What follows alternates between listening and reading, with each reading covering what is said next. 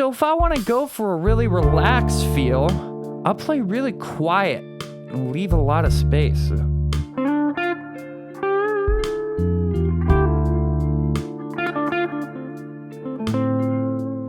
So in today's lesson, we're going to be talking about how to stop overthinking in your guitar solos. Now, some of you have probably spent a lot of time practicing all your scales and different keys and arpeggios and chord progressions, and there's a lot of different things that we always need to think about. We need to think about hitting the right notes. We need to think about hitting the right rhythm. We need to think about playing fast and playing with a good technique and all these kinds of different things. And while it's important to practice these different things that I just said, it's also important to take some time to just step back and make some music. So that's exactly what we're going to be doing today. So let's jump right into it. We're going to be playing over just a nice little slow blues track, because I think that playing over a slow blues is one of the most fun ways to just kind of lay back and stop worrying about all the stuff that you've been practicing and just have some fun playing, okay? So the first thing that I want to talk about is I want you to shift your focus away from all of the technical minutia in your guitar solos, like exactly what notes you're playing, make sure you're playing all the right notes and the right rhythms. And I want you to shift your focus instead to two things. Number one is your feel, okay? And we're going to talk a little bit more about what feel is. And something that I think is actually a part of your feel, but is technically separate, is your phrasing, okay? So feel and phrasing. So what do I mean by feel and phrasing? Feel is literally just like, what kind of emotion do you happen to be conveying when you are playing whatever it is that you're playing? And it doesn't mean all of the stuff that you're playing. It means even if I just play two notes, how am I playing those two notes?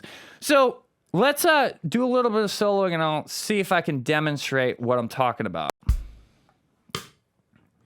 So if I want to go for a really relaxed feel, I'll play really quiet and leave a lot of space.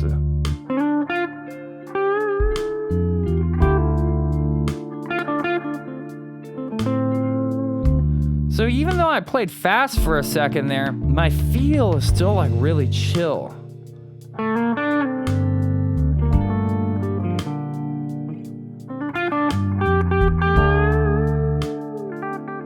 So one thing that goes into our feel too, like I was saying, is our phrasing as well. So our phrasing is just going to be really, when am I playing and not playing? So right now I have very sparse phrasing, playing for the most part, short phrases and leaving space. So I'll continue doing that for a little bit.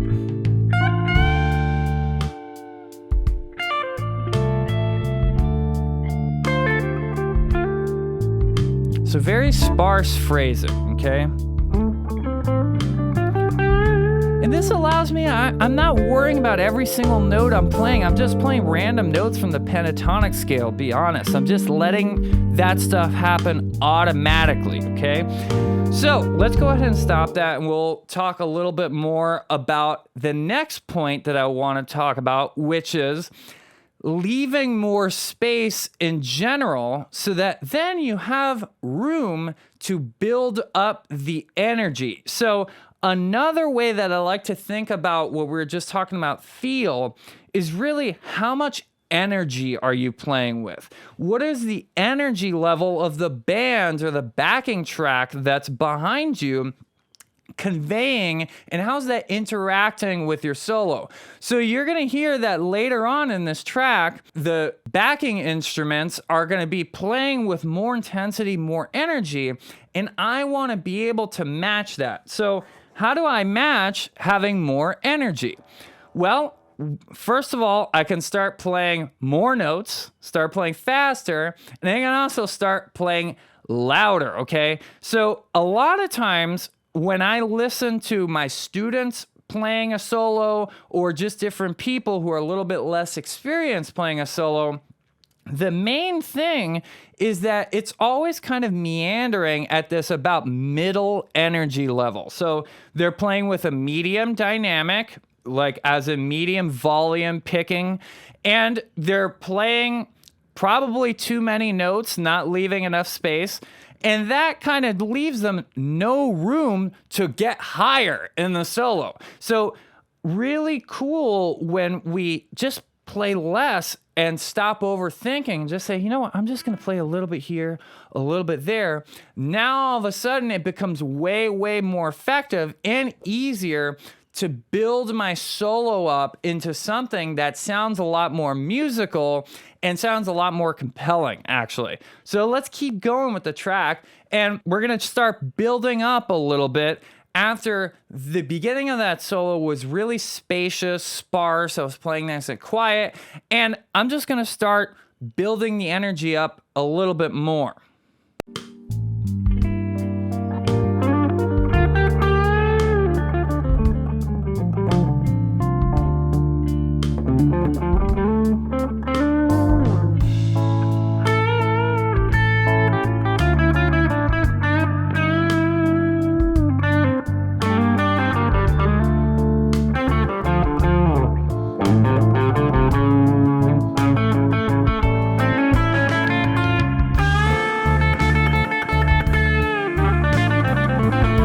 So more notes, louder. I'm picking a little bit louder, but I'm still relaxed.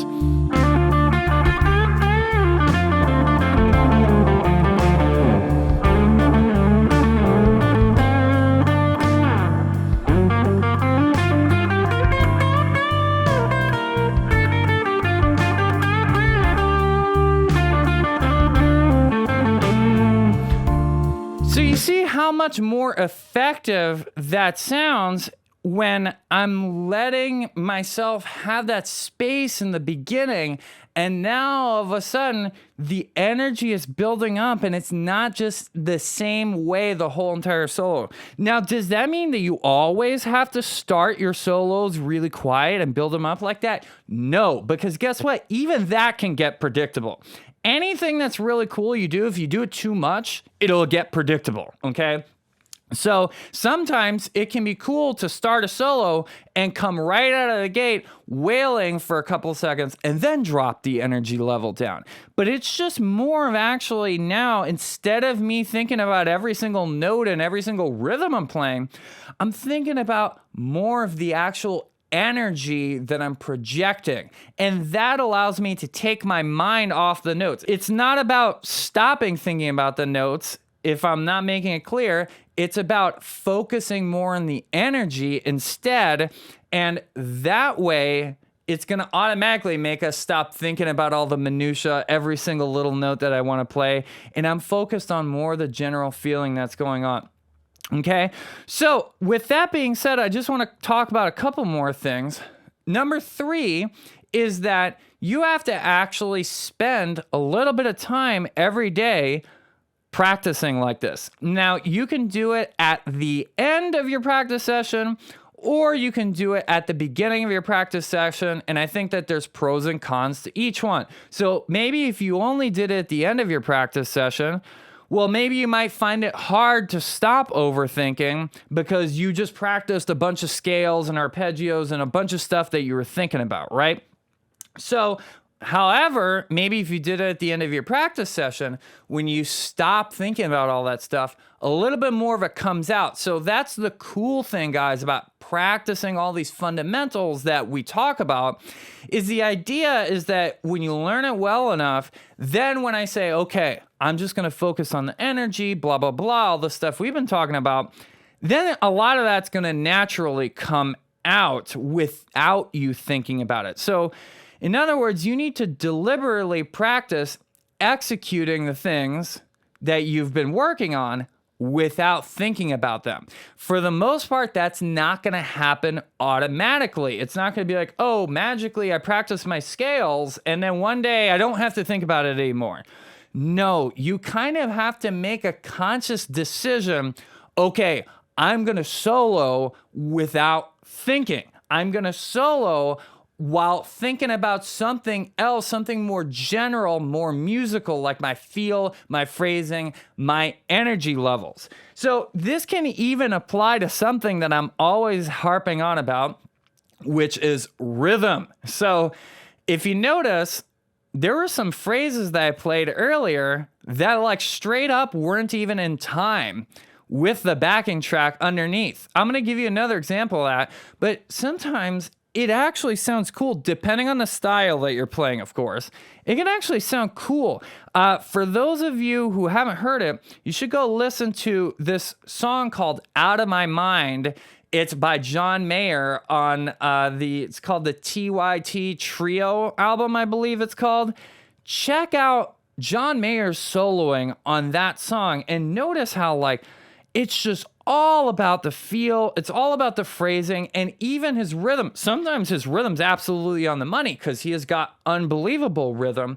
But sometimes he's just not even thinking about the rhythm and it's actually out of time, but it still sounds good. It still sounds good. So you don't need to think about all this stuff, even including the rhythm.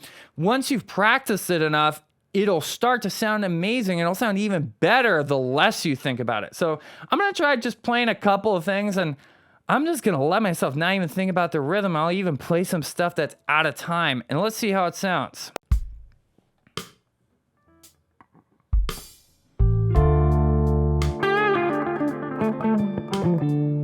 See that wasn't really in time, right? It was kind of like triplets, but especially actually if you want to learn how to play faster, try doing that fast, quiet thing that's out of time.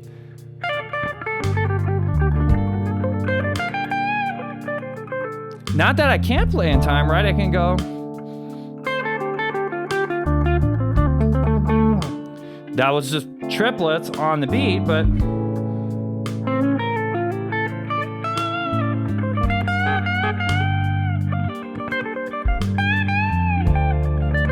and you see here, even though I'm playing fast, my energy level is still not that high because I'm playing quiet.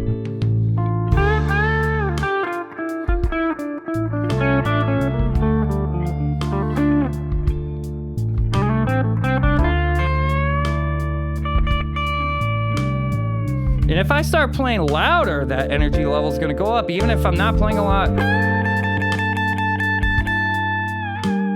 Well, I love doing a bend that's out of time, like this type of thing. So like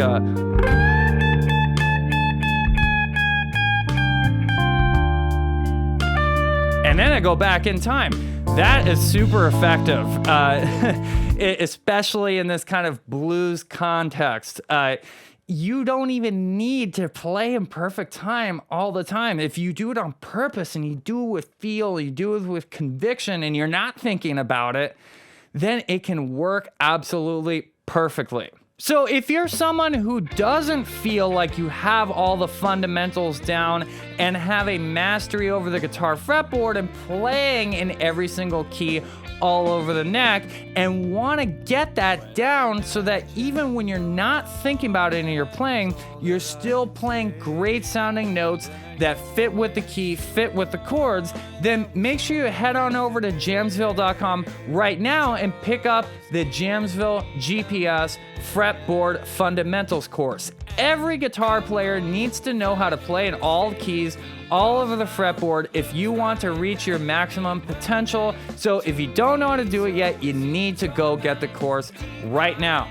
Also, make sure you head on over to the Jamsville merch store at the link in the description below and pick up a Jamsville t-shirt. Come on, this is one of the coolest t-shirts you've ever seen. You know it. I know it. I wear it all the time. It fits great too. It's super comfortable. Support the channel and represent by going and picking up some Jamsville merch down below. Also, go ahead and listen to my new single. That's what you're listening to in the background right now. It's available on all streaming services. So whatever is your favorite one, click in the link in the description below and you'll be able to find it on your preferred service. Make sure you subscribe to the channel, hit the like button, drop a comment to help with the algorithm. If you don't know what to comment, then just drop a guitar emoji down below. And Until next time, listen, learn, and jam.